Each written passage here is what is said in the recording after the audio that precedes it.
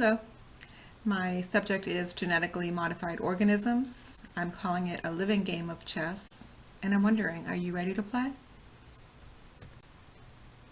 What is a GMO?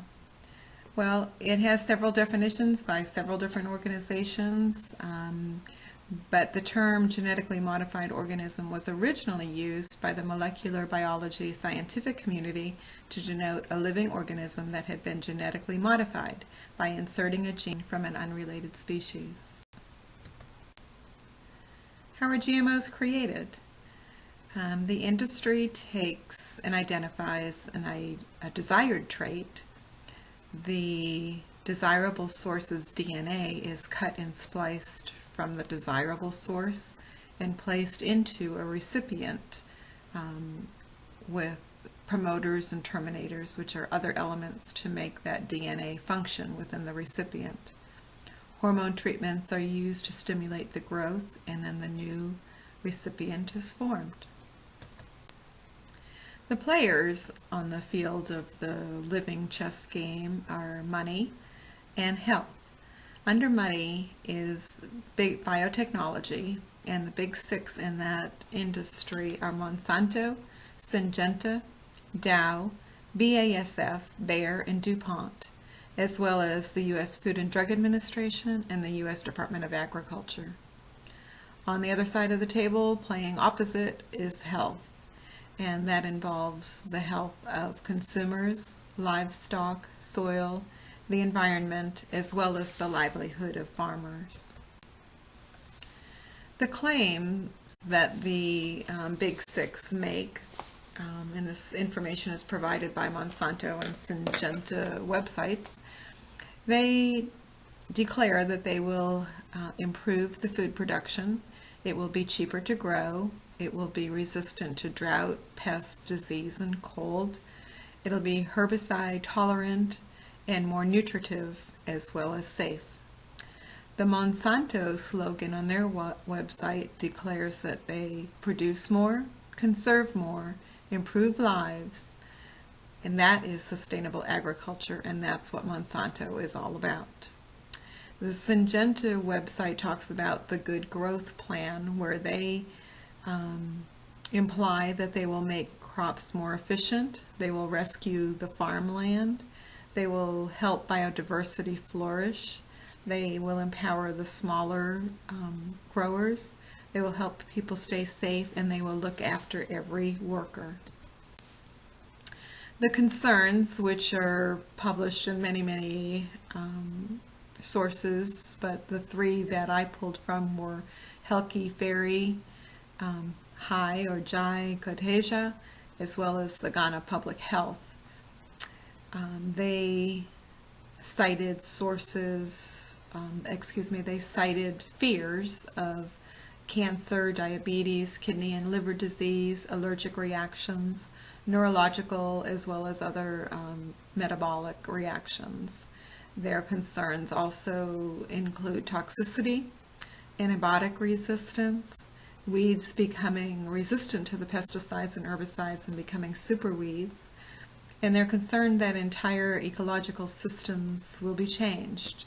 Monarch butterflies and bee life cycles have already been disrupted.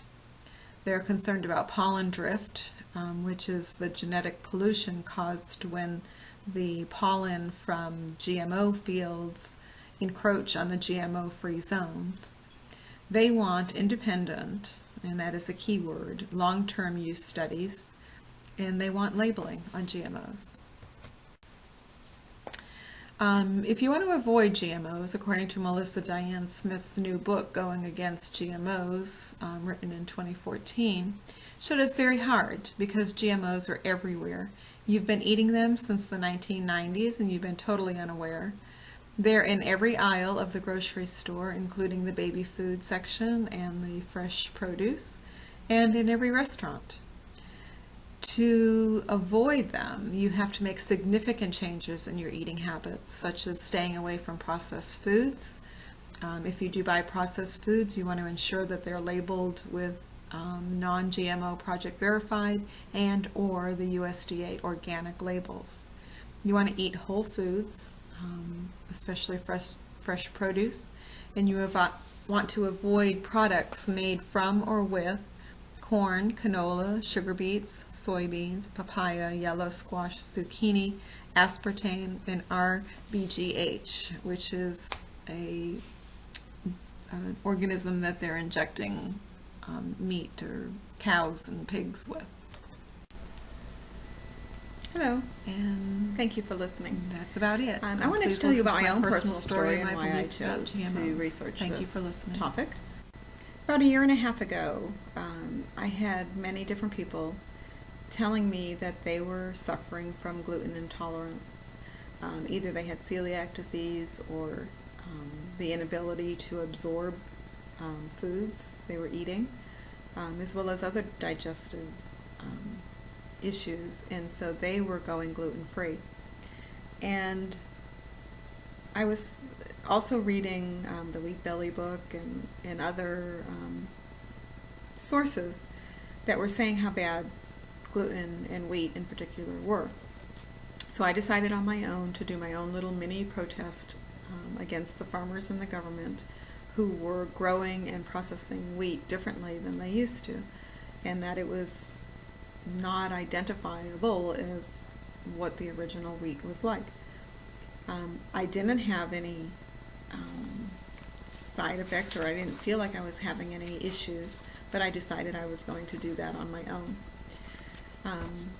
I've recently, since this research project, have become vegan. And I think if you read into any of the GMO data, and especially the care and the way that the animals are being processed, I've decided that vegan is the way that I want to live my life right now. I'm really too busy to do the research I need to find out exactly what I need to be eating to be healthy and to get my proper nutrition. But what would help is if GMOs were not on the market. They are definitely limiting my selections of what I'm able to eat if I decide to eat GMO free. I also want to see GMOs labeled so that I can make an educated choice selection. And I also appreciate and thank the Non-GMO Project for stepping in and identifying the foods that are non-GMO. The GMO industry won't identify theirs, so I am happy that someone else is stepping in and identifying what products don't have GMOs in them. What I believe about GMOs, I believe that the biotech industry is greedy and bullies. They've put billions into this project and they are stopping at nothing until they see the entire world force feeding the entire world their GMO products. I believe that the U.S. government is turning their backs on what the consumers want because they're filling their pockets as investors and stockholders in the industry. They've imposed fines to other countries and governments who refuse to allow GMO foods or seeds into their countries. And I also believe that very possibly that many of the birth defects that I've been hearing about personally, as well as childhood allergies, the ADHD, the autism, celiac disease, cancers, are somehow related to the biotech industry. And I don't believe the big six care if we get sick or not, because they will treat us with the pharmaceuticals that they also produce. One final point I'd like to make is from a commercial from the 70s was, "You don't fool Mother Nature."